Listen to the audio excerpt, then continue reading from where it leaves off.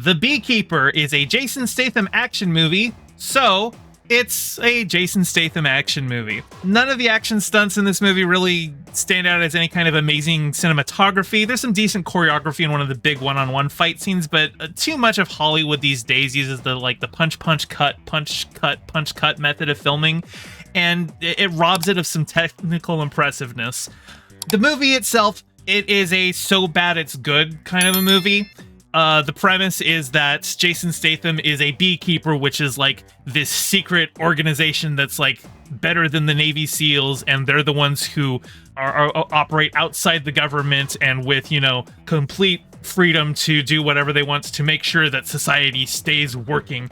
And but he's like gone rogue because he's retired, and basically the whole movie is about how he's an unstoppable killing machine because he's a beekeeper. It sounds exactly as stupid as you would think. And the villain of the movie is played by Josh Hutcherson, and it's revealed, I guess spoilers, but like you don't care about the plot. Like you're going in to this for the schlock. But it's revealed that he's the son of the president, but it's so obvious that he's the son of the president, like I guessed it half an hour before it actually happened. But like they do a thing where they cut to his mother, who is walking with a Secret Service detail through the halls of the White House on the phone, and it just pulls out, but then she goes and turns to somebody to greet them, and they call her Madam President, and right then the soundtrack goes boom, like, oh no, the villain's the son of the president. And it was so comically late in timing, because everyone had already figured it out. It was like literally all of the film language was, yes, this is the president. We know. You didn't need to say Madam President. We had figured it out. So just that musical hit just, and it wasn't like they had a character like pause and say Madam President or anything like that. It was a very casual thank you, Madam President.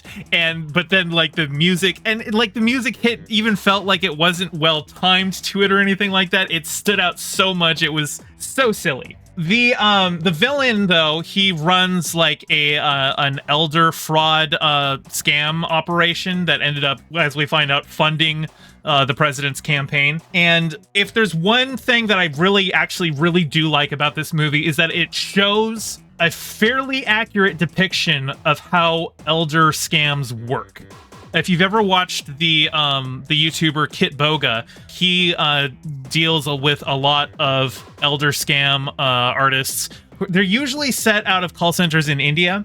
In this movie, they're all in, I don't know, New England, because the villain's the son of the president, so I guess he can get away with doing that stuff. But they're usually done in other countries where laws are more lax on that kind of a thing.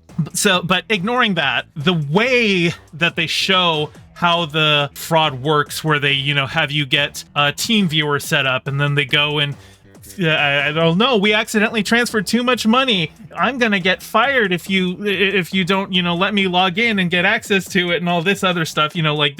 All of the ways that they confuse them to enter in their password, and then they go and clean them out and stuff like that. They do a pretty good demonstration of how that works, and I think that's a good thing, because I would say that people who scam elderly people like this are probably the lowest people in society.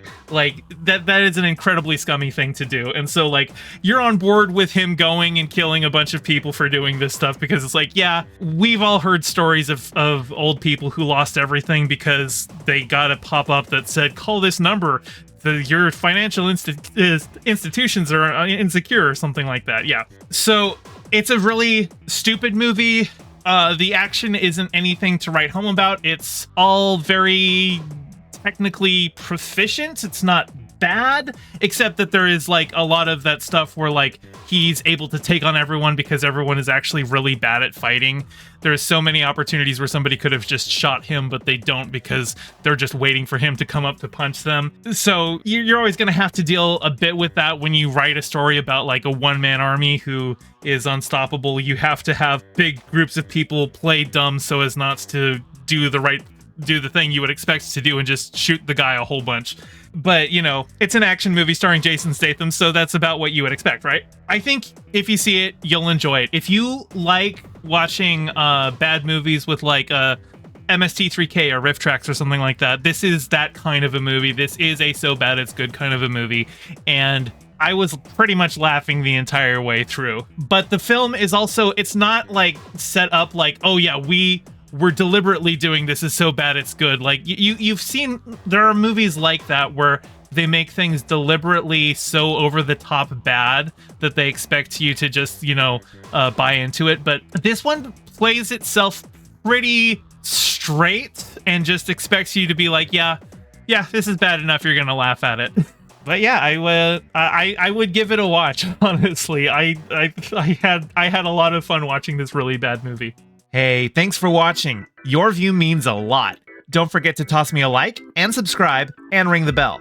And drop a comment below telling me what you thought of the video. I stream Mondays and Fridays at 5 p.m. Pacific and Sundays at 2, so catch me live and join in on the convo. You can find all my socials in the description below, and thank you to all my patrons with a very special shout out to my Whaled Shark tier patron Ryan D and my Anemone friend tier patron Piftle Cakes. Your support means the world. Catch you next time.